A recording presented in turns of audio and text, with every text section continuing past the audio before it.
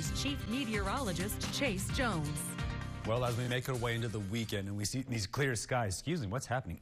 We're seeing some of this humid air make its way in. Last little good wave and then a good shot of Venus as you see that planetary alignment making its way in for the weekend. Now, pretty short week, and we saw those temperatures all over the place, but by next week we're going to be pushing all the way up into those 70s, getting a good idea of some of this moisture making its way in from the south. Temperatures below freezing, good run right below 50 degrees, then we're right back down below freezing, and it'll be the last cold night for quite a while, at least for a week.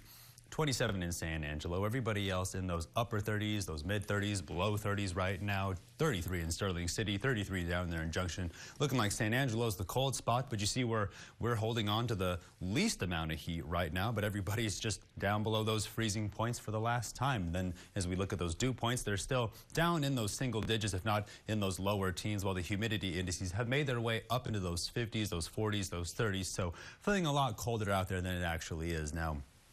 Cold air, stable conditions, and we're looking up near again Montana, North Dakota, and Minnesota. They're on the lookout for a heavy winter storm that's going to fight its way all the way down to the Panhandle. Then as it moves off toward the east, it's going to pull a lot of this moisture in from the Gulf Coast, and then we're watching off towards the west coast for a cutoff low where it could pull a lot more moisture and pull us all the way up into the 70s for the end of January already. Seems like it just started now. Here's the upper level pattern and the strong cold front making its way off towards the east for the weekend. We keep our eye off the west coast for that cutoff low. You'll see some strong ridging ahead of it. That's going to warm us up. And then we're on the lookout for some of that low cloud cover. Now, a pretty strong winter storm is going to make its way across Wyoming and somewhere into Utah and Colorado. When we get to the futurecast, you're going to see how this storm sort of stalls out. Here's the setup that we're looking at right now. As it pushes down from the north, we're also watching it push the cold air. Now, this whole system is associated together, so this is where the moisture is at, this is where the cold air is at, and as it pushes down from the north, we're watching it push off towards the west, keeping our eye on that cutoff low.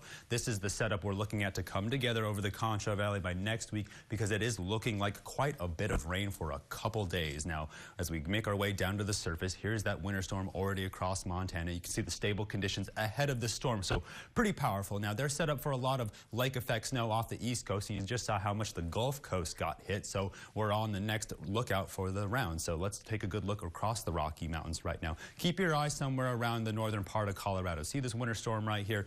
Here's the cloud cover we're looking at by Saturday. Now, this storm is going to pull a lot of moisture with it, but it doesn't move anywhere, looking like a couple feet of snow. Now, off the west coast, you see that circulation. That's the one that's going to fight its way across the four corners and pull this moisture here off the east coast of Texas, and that's going to make for some low cloud cover, if not some spotty rain showers, but you did see a little bit of icing near Abilene before it pushes off for Sunday afternoon. So tonight, a couple more degrees to go below the freezing point. Last cold night for a while, then tomorrow last cold morning for a while, then up into those 60s, looking for those strong southerly winds. Then we're on the warm up. By the weekend, we're up into those 60s, but as that cold front makes its way through, that short wave trough going to drop us back down to those 50s. Then we're on the lookout for that cutoff low to make its way across the four corners, going to warm us all the way up into those 70s. Then we're on the cool down again, but those overnight lows are finally pushing up from those freezing levels into those 50s before we drop back down. Stay tuned. Up the break, you're watching KSAN News at 10.